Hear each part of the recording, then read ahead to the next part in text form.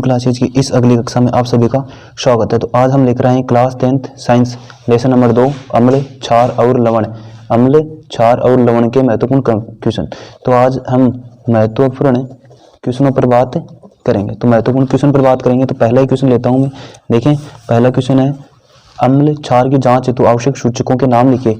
अब आपको पता है कि अम्ल क्या होते हैं। अम्ल वे होते हैं जो विलयन में H+ आयन देते हैं, और क्षार वे होते हैं जो OH- आयन देते हैं। मतलब H+ आयन देंगे उन्हें तो कहेंगे अम्ल, और जो OH- देंगे उन्हें कहेंगे क्षार। तो अब इनकी जो सूचक है, जो बताते हैं कि ये अम्ल है और ये क्षार है, उन सूचकों के नाम बताने। तो दो सूचक होते हैं, एक होते हैं प्राकृतिक सूचक और एक होते हैं कृत्रिम सूचक। ठीक है, तो इधर देखें, प्राकृतिक सूचक होता है लिटमस पत्थर, हल्दी, और कृत्रिम सूचक होता है मेथिल ऑरेंज और फिनोप्थेलिन। प्राकृतिक सूचक होता है लिटमस पत्थर और हल्दी, जबकि कृत्रिम सूचक होता है मेथिल ऑरेंज और फिनोप्थेलिन। अब अगला क्वेश्चन देखते हैं। देखो, लिटमस विलयन किस रंग का होता है तथा कब। तो लिटमस विलयन क्या होता है, जो ये बताता है कि यह अम्ल है और ये क्षार है, तो वो बताता है लिटमस विलयन। तो वह किस रंग का तथा कब होता है। तो देखें, आंसर देखें, बैंगनी रंग का होता है तथा उदासीन अवस्था में होता है। तो आप कहेंगे कि लिटमस पत्थर बैंगनी रंग का होता है, बैंगनी रंग का। लिटमस पत्थर में लिटमस विलयन किस रंग का होता है, बैंगनी रंग का। और कब होता है, जब क्या हो, उदासीन हो, मतलब उदासीन अवस्था में ये किस रंग का होता है, बैंगनी रंग का। उदासीन अवस्था में ये बैंगनी रंग का। यहाँ से एक प्रश्न ऐसा आ सकता है कि जो लिटमस पत्र है, जो विलयन है, वो उदासीन अवस्था में किस रंग का होता है। उदासीन अवस्था में किस रंग का होता है, तो बैंगनी रंग का होता है उदासीन अवस्था में। अब अगला क्वेश्चन देखते हैं। अगला क्वेश्चन है अम्ल क्षार सूचक किसे कहते हैं। अम्ल क्षार सूचक, देखिए अगला क्वेश्चन, अम्ल क्षार सूचक किसे कहते हैं। अम्ल क्षार सूचक किसे कहते हैं। तो अम्ल क्षार सूचक ऐसे सूचक जो किसी विलयन में अम्ल और क्षार की उपस्थिति को व्यक्त करते हैं। फिर से पढ़ें, ऐसे सूचक जो किसी विलयन में अम्ल और क्षार की उपस्थिति को व्यक्त करते हैं क्या कहलाते हैं, अम्ल क्षार सूचक कहलाते हैं। फिर एग्जाम्पल देखेंगे, हल्दी, लिटमस पत्थर, मेथिल ऑरेंज। तो आप सभी को पता है हल्दी और लिटमस पत्थर तो क्या है, प्राकृतिक सूचक है, जबकि मेथिल ऑरेंज क्या है, कृत्रिम सूचक है। फिर अगला क्वेश्चन देखें, सभी कार्बोनेट और हाइड्रोजन कार्बोनेट अम्ल से अभिक्रिया करके कौन सी गैस देते हैं। तो इसका आपको समझने की आवश्यकता है। सभी कार्बोनेट होते हैं, जैसे Na2CO3, ये है जिसके साथ CO3 हो, वह क्या होगा, कार्बोनेट। वो होगा कार्बोनेट, मतलब जिसके साथ CO3 है वो होगा कार्बोनेट। जैसे ये है Na2CO3, तो ये है सोडियम कार्बोनेट। इसको क्या बोलेंगे, सोडियम कार्बोनेट। तो सोडियम कार्बोनेट है, वो अम्ल के साथ अभिक्रिया करके कौन सी गैस देगा, ये पूछ रहा है। इसी प्रकार कह रहा है कि हाइड्रोजन कार्बोनेट देखें, NaHCO3, Na सोडियम, H और CO3, तो इसको बोलते हैं सोडियम बाई कार्बोनेट या सोडियम हाइड्रोजन कार्बोनेट। तो हमारे प्रश्न में भी यही था। हमारे प्रश्न में क्या था, प्रश्न में था कि हाइड्रोजन कार्बोनेट अम्ल से अभिक्रिया करके कौन सी गैस देते हैं। तो आंसर देखें, कौन सी दे रहे हैं, CO2। अब इसका एग्जाम्पल भी देख सकते हैं कि CaCO3, ये क्या है, ये कार्बोनेट है, Ca के साथ में क्या लगा हुआ है, CO3, जिसके साथ CO3 लगा है उसे क्या बोलेंगे, कार्बोनेट। तो CaCO3 को क्या बोलेंगे, calcium carbonate, plus HCl, plus क्या हो गया, HCl क्या हो गया, यहाँ पर अम्ल हो गया। तो अम्ल हो गया, तो अम्ल जब इससे भी करेगा तो क्या देगा, एक तो CaCl, तो इसका मतलब ये तो हो गया लवण, ये तो लवण दे दिया इसने। फिर ये क्या दे दिया, जल, और ये CO2, कहने का मतलब है CO2 गैस देंगे। तो आप याद रखेंगे कि सभी कार्बोनेट और हाइड्रोजन कार्बोनेट अम्ल से अभिक्रिया करके कौन सी गैस देते हैं, CO2 देते हैं। और एग्जाम्पल भी याद रख लेंगे। फिर अगला क्वेश्चन है कि निम्न में रंग और यौगिक बताइए। अब देखो लिखा हुआ है CaO प्लस HCl, मतलब ये क्या है, धात्विक ऑक्साइड है, कैल्शियम ऑक्साइड प्लस अम्ल। आगे लिखा हुआ है अक्ष प्लस H2O। तो आपको ये विक्रिया पूरी करने में बतानी है कि अक्ष है, ये जो अक्ष है वो किस रंग का है और इस यौगिक कौन सा होगा। तो देखें, यहाँ समझे, आपको दिया गया है CaO प्लस HCl, ये है CaO प्लस HCl। तो अभिक्रिया करके क्या बनाएंगे, कैल्शियम का तो लवण बनेगा, तो CaCl2 कैल्शियम का लवण प्लस आगे क्या बन जाएगा, H2O बन जाएगा।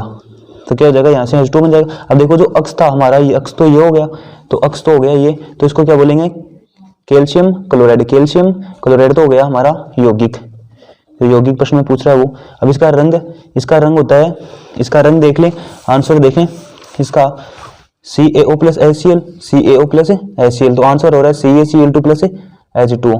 तो यौगिक तो हो गया हमारा कैल्शियम क्लोराइड यौगिक, और रंग हो गया इसका नीला हरित, नीला हरित हो गया इसका रंग। तो ऐसे याद रखें, ये 5 प्रश्न हो गए। अब छठवां प्रश्न की बात करते हैं। छठवां प्रश्न देखें, यहाँ से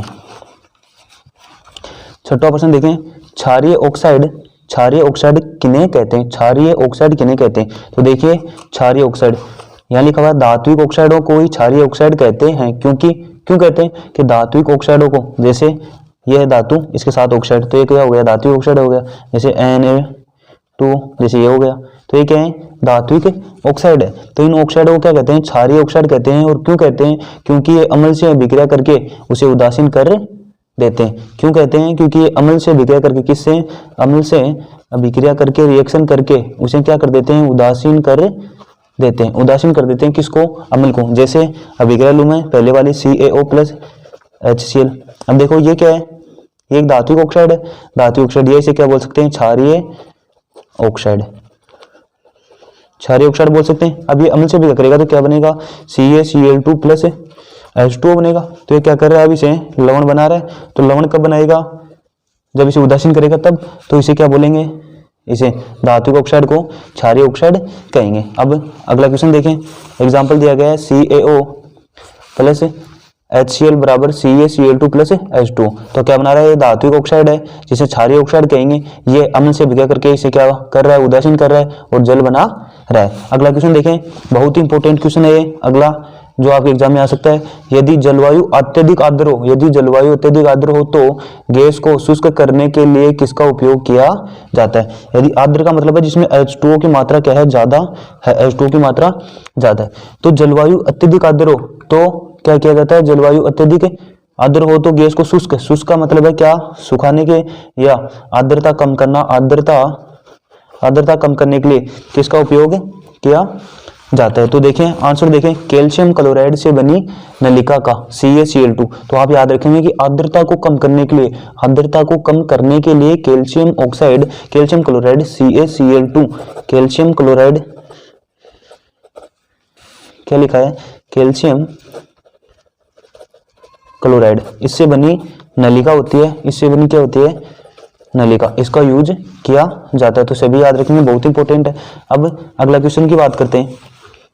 अगला क्वेश्चन है कि क्या कारण है कि H प्लस सदैव H3O+ के रूप में पाया जाता है, इसे बोलते हैं हाइड्रोनियम आयन। कि क्या कारण है, प्रश्न आ सकता है एग्जाम में कि क्या कारण है कि H प्लस मतलब हाइड्रोजन आयन सदैव H3O+ के रूप में पाया जाता है। तो पहले आप पढ़ लें, फिर आपको समझा देता हूं कि H प्लस आयन स्वतंत्र रूप में नहीं रह सकता। आंसर है H प्लस आयन स्वतंत्र रूप में नहीं रह सकता, अतः यह H2O से विक्रिया करके क्या होता है, 3O+ बनाता है। तो यहाँ देखिए, आपको पता है H प्लस है, H प्लस क्या आयन है, और आपको पता है कि ये स्वतंत्र अस्तित्व में नहीं रह सकता। स्वतंत्र अस्तित्व में नहीं रह सकता मतलब ये फ्री नहीं रह सकता, ठीक है। फ्री नहीं रह सकता, क्या करेगा, ये जल के साथ भी क्या करेगा, H2 के साथ अभिक्रिया करके क्या बनाएगा, H3O+ बनाएगा। इसे बोलते हैं हाइड्रोनियम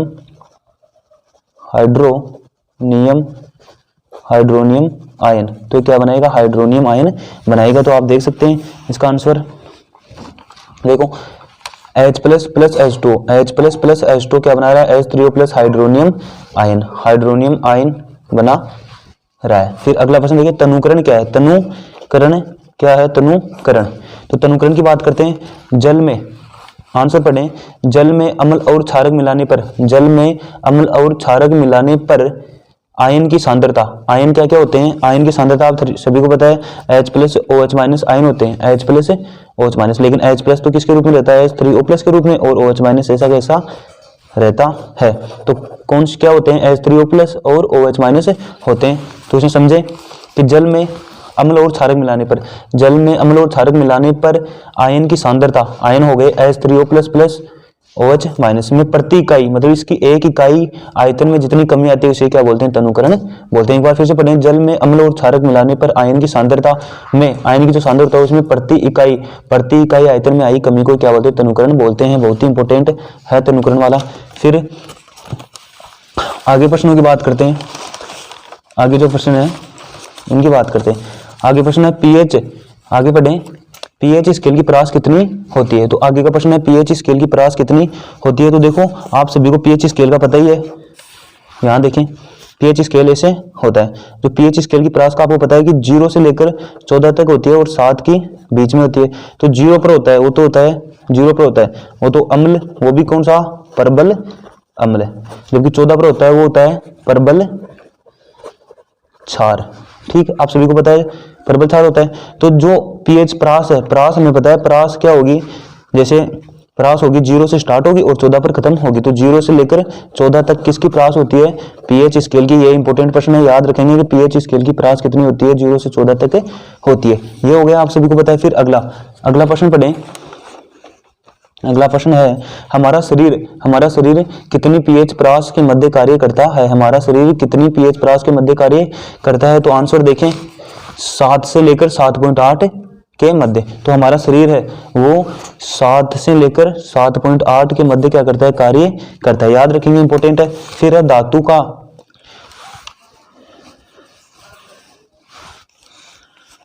यहाँ पर है तो दांत है, यहाँ पर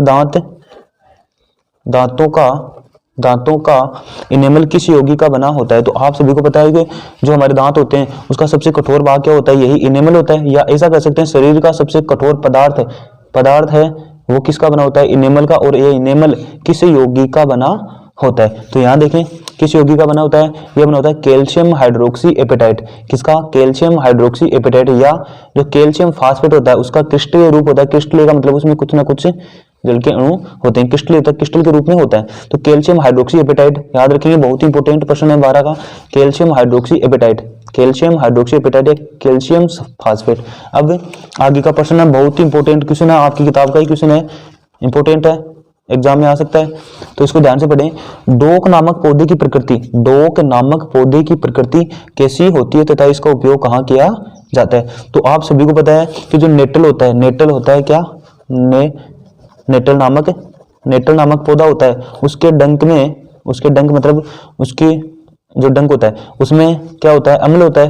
क्या होता है, अम्ल। यहाँ समझाता हूँ आपको कि जो नेटल होता है, नेटल नामक पौधा होता है वह कैसा होता है, अम्लीय प्रकृति का होता है। उसके डंक में क्या होता है, अम्ल होता है। उसके डंक में क्या होता है, अम्ल। जो लगने पर हमारे शरीर में क्या हो सकता है, अम्ल की मात्रा बढ़ सकती है। इसलिए इस नेटल के पास में ही एक डोक नामक पौधा होता है, डोक नामक पौधा। इसके पास में डोक नामक पौधा होता है जो क्षारीय प्रकृति का होता है, क्षारीय प्रकृति का होता है। तो आप सभी को पता है ये किस प्रकृति का होगा, डोक नामक पौधा क्षारीय। उसका उपयोग कहाँ किया जाएगा, अम्ल को उदासीन करने में किया जाएगा। तो आप आंसर देख सकते हैं, आंसर देखें, आंसर लिखा है प्रकृति कैसी होगी, डोक नामक पौधे की प्रकृति कैसी होगी, क्षारीय।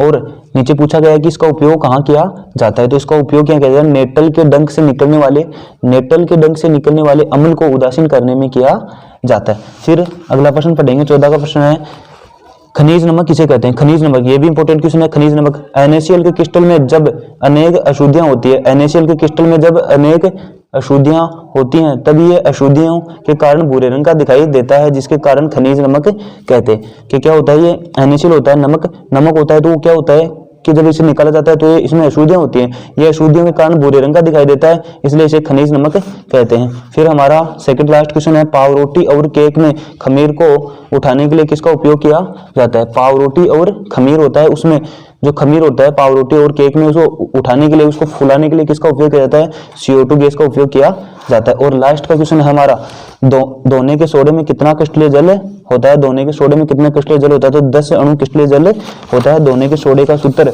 होता है वो ये होता है Na2CO3.10H2O होता है, या दावन सोडा इसका नाम होता है। तो इसमें क्रिस्टलीय जल कितना है, 10 अणु, तो 10 अणु क्रिस्टलीय जल होता है। तो ये आपके 16 क्वेश्चन हो गए, बहुत ही इंपॉर्टेंट क्वेश्चन है।